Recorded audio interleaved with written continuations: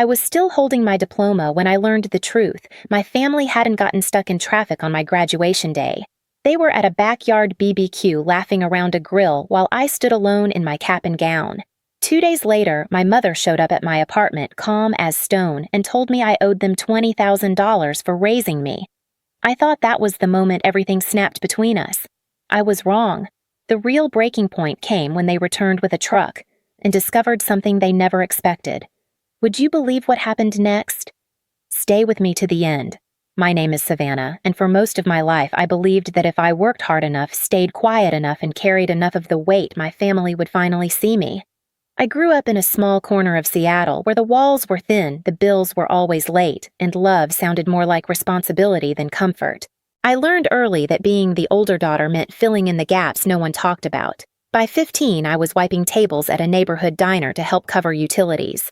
By 17, I was buying my own school supplies. And by the time I got into college, I was already used to hearing my mother say, "You're old enough to figure it out," whenever I asked for help. She never said it with anger, just expectation, like it was the most natural thing in the world that I should carry what she chose to put down. Meanwhile, my younger sister floated through life like it was designed for her comfort. If she needed a ride, someone dropped everything. If she needed money, it appeared. If she wanted attention, she got it without asking. I used to think she deserved it because she was the sweet one, the baby of the family. Later, I realized she was just the one our parents liked more. My apartment now is nothing fancy. One-bedroom thin carpet, a second-hand couch that sags slightly in the middle. But it's mine. Every piece of it was paid for with my own hands, shifts at the cafe that left my clothes smelling like roasted beans, late-night grading sessions from my teaching assistant job hours spent juggling two worlds just to keep this little space afloat. When I open the drawer beside my desk, I see stacks of payments and bills, proof of how hard I fought to make it through college without sinking. People think graduation is a celebration. For me, it was a countdown. Every morning leading up to that day, I told myself, they'll come this time. They have to. I imagined my mother holding a small bouquet, my father awkwardly proud, my sister rolling her eyes but still pretending to care. I even picked a spot where I hoped they'd stand for photos. The sunlight hit that corner beautifully, but things with my family are never that simple. 2 days before the ceremony, my sister asked where I planned to eat afterward. I told her anywhere cheap was fine, and she laughed like it was a joke. My mother didn't ask about the ceremony at all. She only asked what time I worked that weekend. They never once said they were proud of me. I should have known something was wrong. I should have felt that familiar hollowness in my chest that always warned me when disappointment was coming. But hope is a stubborn thing, and I held on to it anyway. If I had known what was waiting for me after graduation, what my family would demand of me, I would have braced myself differently. Graduation day was supposed to feel like a beginning. Instead, it felt like standing in the middle of a crowded street while everyone else moved past me. I arrived early, hoping that for once my family would too. I kept smoothing the front of my gown, adjusting the cap that never sat straight, and glancing toward the entrance every few minutes. Each time the doors opened, my heart jumped. And each time it wasn't them, the jump got smaller. When the ceremony started, I tried to convince myself they were just running late. Maybe parking was a mess. Maybe my mother forgot something at home. Maybe my sister overslept. I found excuses the way desperate people find air, fast, shallow, and barely enough. But when my name was called, I stepped onto that stage, looked out into the crowd, and saw hundreds of faces, none of them familiar. The applause washed over me, warm but empty. I smiled anyway. I always smiled. It was easier than letting anyone see the truth. Afterward, I waited outside near the big fountain where all the graduates were taking photos with their families. I held my diploma, tracing the embossed lettering with my thumb, pretending I wasn't checking my phone every 15 seconds. My mentor from the university found me and offered to take a picture with me. I forced a laugh and said, "They're on their way." It felt like lying with a knife pressed just under my ribs. 20 minutes passed, then 40, then an hour. The campus emptied around me, laughter fading as graduates left with their loved ones. My mentor looked at me with a softness that made my throat tighten. I told her I was fine. I wasn't. I don't know what made me open social media. Maybe I needed a distraction. Maybe some part of me needed proof of what I already suspected. The first thing on my feed was my sister's story, a backyard BBQ smoke rising from the grill, people cheering as someone flipped ribs, music blasting. The caption stretched across the screen like a sentence, family first. I stared at it long enough that the world went quiet. Not angry, not heartbroken, just numb. That cold, floating kind of numb that leaves you feeling weightless and heavy at the same time. I didn't hear from them that night. Not the next morning either. When my mom finally texted, it wasn't congratulations. It wasn't, "We're proud of you." It was, "Call me when you get a chance." I called during a short break at the cafe the next day. The espresso machine hissed behind me, customers murmured in line, and my own heartbeat filled the silence between rings. She picked up on the third one. Her tone was strangely calm, almost rehearsed. She said she and my dad had been thinking about my future. They wanted me to step up more. They felt I should give back. I didn't understand what she was getting at until she finally said it word for word, the same way it would appear later in the thumbnail that strangers on the internet would see. "You owe us $20,000 for raising you." There was no anger in her voice, no embarrassment. It was as casual as asking me to bring milk home. I thought I misheard her. I asked her to repeat it. She did even slower this time, like I was the one being unreasonable. I stepped outside into the alley behind the cafe, leaning against the cold brick wall as she kept talking about sacrifices, about how raising a child wasn't free, about how my sister needed new things and they were tapped out. For the first time, something inside me shifted. Not a snap, not yet. Just a quiet click, like the first tooth of a lock turning. If I had known how far they would push after this, how bold, how entitled, I might have walked away right then. But the real turning point was still waiting only 2 days ahead, sitting heavy in the back of a truck, rumbling toward my apartment. For the rest of that day, her words clung to me like smoke. $20,000. Not requested, expected, as if my entire childhood was a tab I'd forgotten to settle.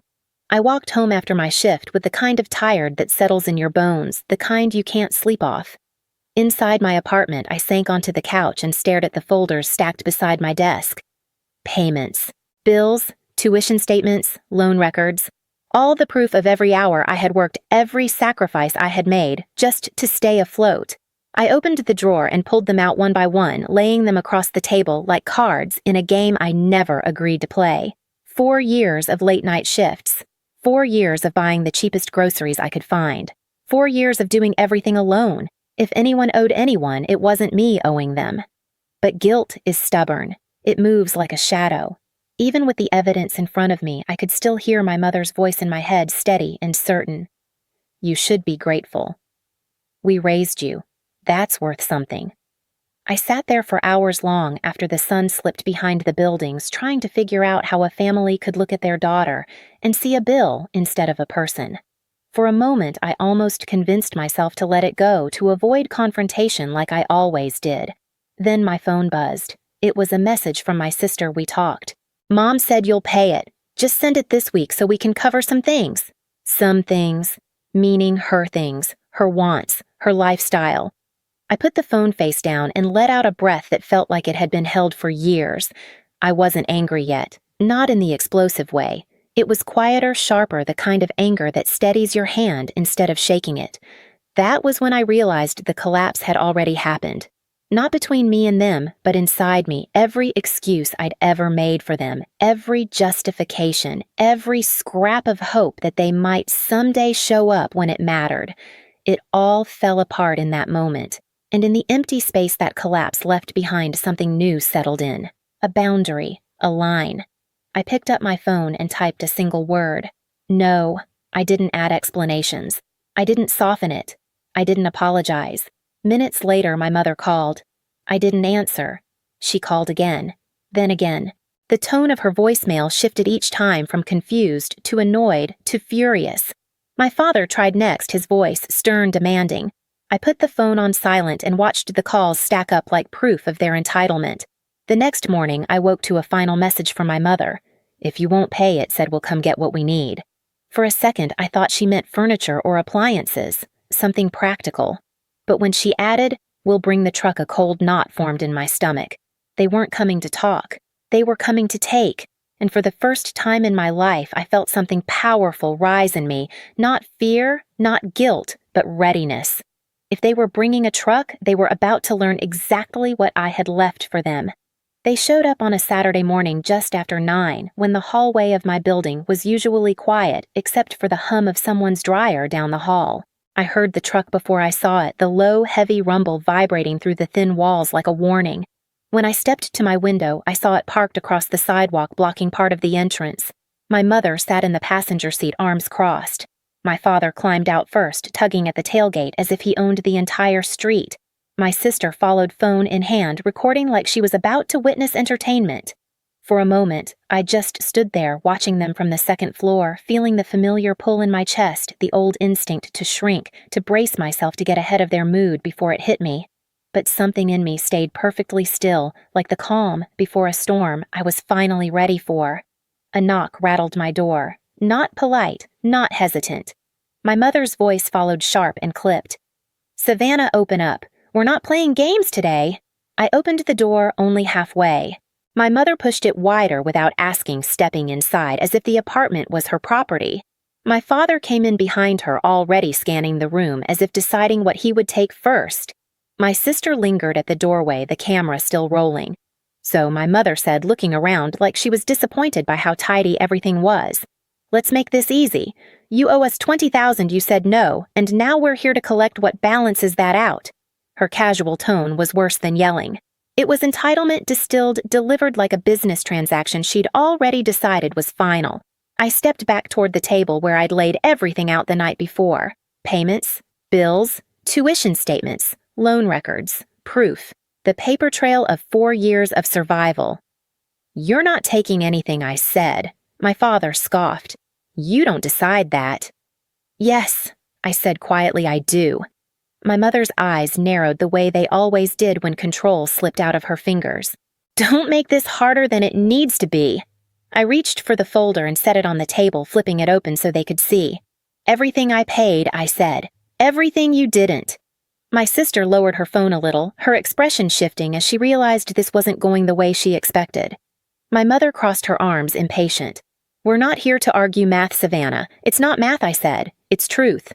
I picked up the stack and handed my father the first set of statements.